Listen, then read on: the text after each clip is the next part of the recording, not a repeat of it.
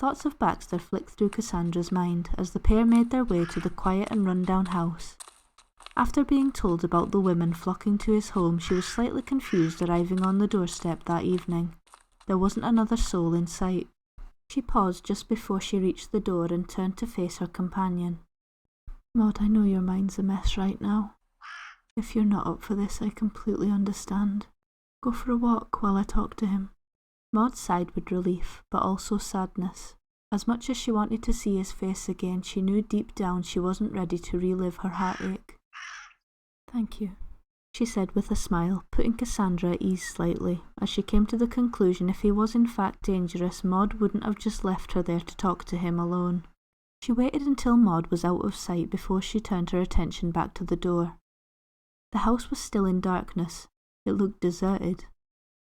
She paused for a moment, but built up the little courage she had and knocked cautiously. No response. For a few seconds, her shuddered breath was the only sound. However, that was suddenly disguised under the sound of a slight clinking sound coming from inside. It didn't seem to be getting any closer, just a persistent clink. She slowly placed her head against the door, pressing her ear up against the wood to listen. Again, it was just the constant sound. It sounded far away, like it was on the other side of the building. She was so fixated on listening, she was caught completely off guard when the door suddenly swung open, causing her to fall into the open arms of a figure. I'm sorry, I didn't think anyone was home," she stammered as she pushed herself away from him. He was alarmed, yet surprisingly calm for someone who had just had a woman fall into his house after having her face pressed up against his door. He smiled as he got a good look at her. "Perfectly fine, my dear. I'm sorry I took so long to answer. I was in the middle of something. You're a fresh face. I don't believe I've seen you here before." His voice was gentle and kind, which made her question the awful things she'd heard about him. No, I've never been here before. I'm not exactly from round here. I'm here to ask you a few questions about a friend of mine. Apparently you knew her well." His expression suddenly turned cold as he slowly placed his hand on the door. "I know what you're here for. You look too much like her for it to be a coincidence. You're here for Maud, aren't you? I'm sorry, but the wounds are still fresh from her loss. I'd rather not talk about her right now." He turned his head sadly as he tried to close the door, but Cassandra reached out to stop him. "Please. I don't have long here. I just need to know what happened." The man cocked his head slightly as he narrowed his eyes. "What do you mean you don't have long? You've not got the illness, have you?" No illness," she reassured him. "I'm just not from round here. I'm just here to ask some questions and then I'll be on my way. I've heard things about you. I've risked coming to see you because I need to know what happened." He hesitantly pulled the door open again with a sigh. "Well, you better come in. There's a lot to tell." Cassandra stepped into one of the many rooms. The floor was plain wooden planks but completely spotless. She was greeted by the crackle of wood from an open fire, and an overwhelming smell of alcohol, which made her wonder if it was the bottles of booze he had stolen from the man she had met in the tavern. Apart from a few small bottles, with parchment attached to them with twine scattered along a desk he seemed to be working on, everything was sorted completely uniform, clean, tidy, and in size order. "You should know, you're the first person who's been in here since Maud's death. I feel as though I've lost my focus without her." He gestured to a chair tucked neatly under the desk for her to take a seat. As he grabbed a stool from across the room, she sat down and waited for him to join her before she continued her inquiry. "What exactly is your focus on, Mr. Fulmore?" He smirked slightly as he reached over to the desk, pulling one of the many bottles from the shelf, straightening out the ones around that had shifted so that they didn't look crooked. "Please, call me Baxter. No need to be so formal. You clearly know me from somewhere. I'm guessing Maud has told you about me." "Yes, Maud and a few others. Although Maud was the only one with nice things to say. That is not too big of a surprise. My work isn't exactly in the public eye. Only a select few know what I've done here. And what is that exactly? She asked curiously, as she watched him observing the bottle he had plucked from his collection. Before he replied, he pulled a small syringe-like device from his pocket and loosened the lid of the liquid-filled container in his other hand.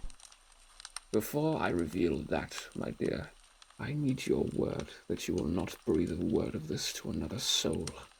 Flicking off the lid with his thumb, he drew up some of the liquid into the syringe. Her eyes were instantly drawn to the strange device.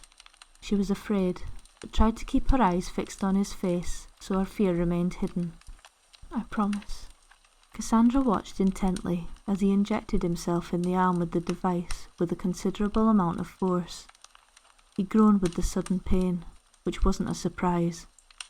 The section used to draw up the liquid was considerably thicker compared to the needles she was used to in her time period. She looked over his arm. Due to the amount of bruises and open wounds, she could tell this was a regular occurrence. Sorry. You came at a bad time. It's a routine.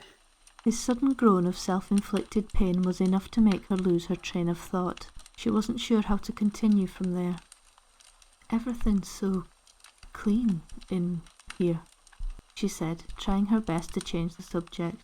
He placed the device gently onto the desk to deal with later, pulling a small rag from his belt to soak up the blood from his arm. Yes, stops the spread of contamination going by my research. Cassandra's hope soon returned as she finally felt she was getting some answers. So you're into medicine? A doctor? Returning the blood-stained cloth to his belt, he turned back to her, his deep brown eyes catching her attention. Of sorts. My whole backstory isn't up for discussion, I'm afraid. Now, what is it that you wanted to know? I want you to tell me about Maud. I know something happened before she died. Please. I'm still trying to put the pieces together. I have a small idea of what happened, but I need your help. He had a shudder in his voice, like Maud had, just before she lost her hand. He didn't look at Cassandra, as he thought back to his time with Maud, closing his eyes to relive his memories. Maud was very different from other women I've met. No matter what life threw at her, she always found a way to smile through it. Even though both her parents gone, she carried on as normal. I knew deep down she was grieving horribly, but she never let it show. I was there for her when she needed someone. And when I learned of her illness, I refused to let her fate be sealed like her parents. I needed her. I still need her. She looked at the bottle on the desk which he had set down. The label was just numbers, no words, just like the paper she had found in the pocket of the dress. He caught her eyes wandering but said nothing. She didn't show any signs of the illness because you found a cure, didn't you? Cassandra asked with a hopeful smile. Not exactly. It merely slows the symptoms, giving the people who are infected more time before it consumes them completely. Borrowed time, you could say. It was almost as if she could feel his pain, as tears began to fill her eyes. You were trying to save her. What happened? He was quiet for a moment, but a slight hitch in his voice indicated he was about to tell her something he had never told anyone else. I found out what she was doing. I worked out her secret. I couldn't let her destroy what she'd left of her life. I knew she would regret it forever. Cassandra gripped onto Baxter's shaking hand to reassure him. He exhaled slowly, letting his words flow free, as if he was ridding himself of a painful burden.